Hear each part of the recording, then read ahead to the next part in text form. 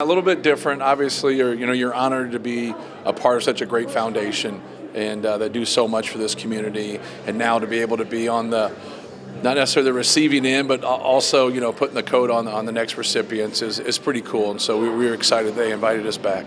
What does just the overall the city of Fort Wayne mean to you? I mean, obviously, you were born here, didn't spend too much time here, Correct. but to come back here, a couple of years now, just overall, what does the city mean to you? Yeah, for us, we moved when I was little after being born here. It's where my family is from. We'd always come back for the holidays. And so that's what you remember, right? You remember the Thanksgivings, the Christmases growing up and, being in Fort Wayne. And then for me, obviously, it's been recruiting. It's you get in. So fortunate to be at a young age to be able to get the job at Purdue, and Fort Wayne being 2 hours away, and then one of the bigger cities, obviously in the state of Indiana, but with a lot of good players. And so it's just things, the way they've just kind of worked out for me has been very, very fortunate. But obviously I was born here and had a lot of great experiences with my family, and now being able to recruit this area and help out Purdue has been pretty cool.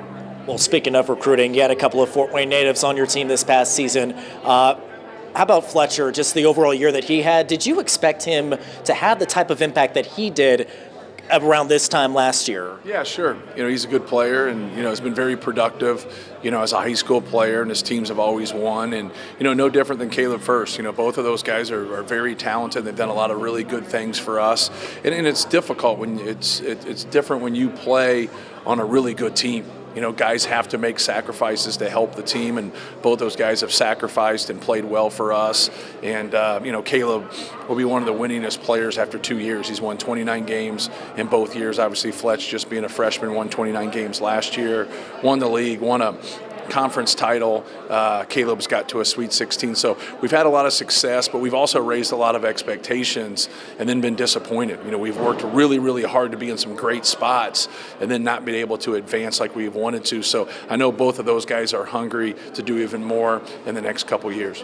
Yeah, without question. Fletch is a good player. There's always going to be an adjustment. Every player's got to adjust to things. I think for a guy that's that competitive like he is, you want more. He started every game. He really helped us, did a lot of really good things. But you also see a big jump in a lot of those guys from their freshman to sophomore years. But no, from watching Fletch in AAU and watching him at a high level in high school, he never backed down from guys. He was always competing, he's always going after it, and he always played to win. But just, the understanding, he's very knowledgeable as a player, but just getting that experience of playing that first year, and things start to slow down a little bit. Once things start to slow down a little bit and you fit in, that's when your leadership can take over. Yeah, just all fairness to him, when you recruit somebody, nobody knew the evolution of Zach Edey. It's just, and it's not fair to some of the people that are around him, because Caleb can do a lot more for us. But when somebody establishes himself like that, you don't take him out of the game. And it affects other people's minutes who are really good players, Mason Gillis, Trey Kaufman-Wren, Caleb. And so, he's stayed positive, he's kept working, but it's not, anything on an indictment on any one of those guys. Zach's just evolved. And then when you have that and you swallow up that minutes, it's going to affect the other things. I think he's been able to show, especially from a defensive standpoint, he's really come a long way. He can guard a lot of different people. His ability to shoot the basketball has really improved. But what happens a lot of time is you get low volume shots. In high school, you knew you were going to get that 14 to 18 shots or whatever it might be. In college, sometimes that's a little bit different. Can you try to maximize some things when you're getting, little limited minutes, not as many minutes as you like, along with shots. But, he's a really good player, and he's worked really hard, to play at the 4 and to be able to play at the 5. And we expect big things out of him. With anybody who puts their name in the draft, the one thing a lot of fans don't realize, because Purdue fans want him to come back, obviously, is that you just want what's best for him. You're a little bit envious because you're 52 years old, you're coaching, but you'd like to be the 21-year-old and the person in that position. I was never in that position because I wasn't that good of a player. So you have a little bit of that envy. You're like a little bit jealous. So when you look at that, you're like, man, you just want what's best for him. And a lot of times fans don't understand that.